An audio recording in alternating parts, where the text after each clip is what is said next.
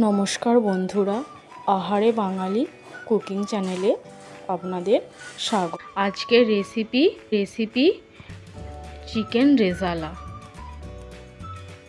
আমি চিকেন রেজালার জন্য কাজু এবং পোস্ত ভিজিয়ে রেখেছিলাম।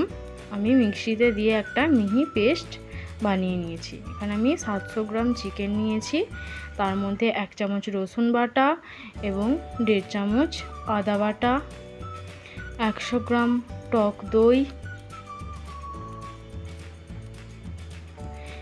1 চামচ গোলমরিচের গুঁড়ো, স্বাদ অনুসারে লবণ, 1 চামচ ধনিয়া গুঁড়ো এবং 1 চামচ গরম মশলার গুঁড়ো। কাঁচা লঙ্কা বাটা আমি 7 থেকে 8টা কাঁচা লঙ্কা পেস্ট বানিয়ে এরপরে নিয়েছি। একটা সুন্দর ফ্লেভার এবং হালকা একটু কালারের জন্য দিয়ে দিচ্ছি কেশর। দিয়ে আমি খুব ভালোভাবে মাংসটাকে ম্যারিনেট করে নেব।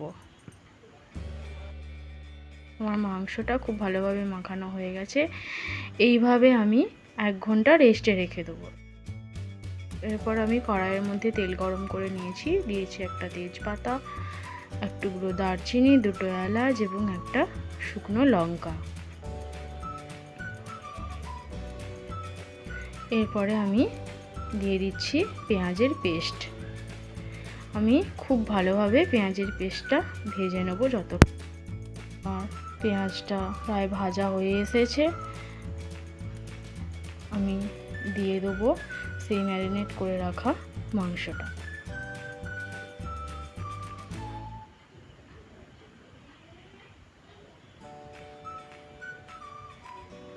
এইভাবে আপনারা একবার রেজালা বানিয়ে দেখবেন, সত্যি বলছি খুব সুন্দর হবে। এরপরে আমি মাংসটা পেঁয়াজের সাথে খুব ভালোভাবে মিশিয়ে নেব।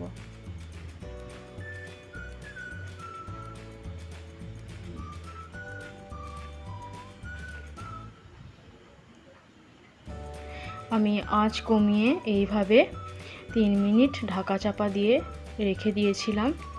আপনারা দেখতেই পাচ্ছেন মাংস থেকে কতটা জল বেরিয়েছে। এই জলেই মাংস সেদ্ধ হয়ে যাবে, আর এক্সট্রা কোনো জল দেওয়ার দরকার নেই।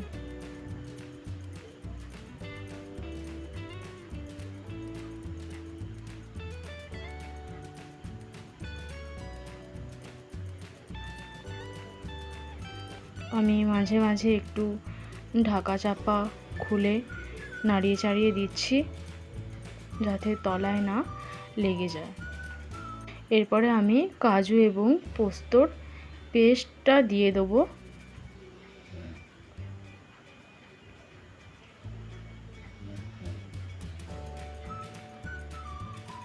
দিয়ে আমি আবারও খুব ভালোভাবে নাড়িয়ে চাড়িয়ে নিয়ে ঢাকা চাপা দিয়ে দেবো। আবারও ঢাকা খুলে আমি একটু নাড়িয়ে দেবো। আমার চিকেনটা হয়ে গেছে। এখানে আমি অল্প একটু কাসুরি মেথি দিয়ে দিলাম, আর দিয়ে দিচ্ছি 1 চামচ গরম মশলার গুঁড়ো। রেসিপিটি ভালো লাগলে লাইক, কমেন্ট, শেয়ার এবং সাবস্ক্রাইব করবেন।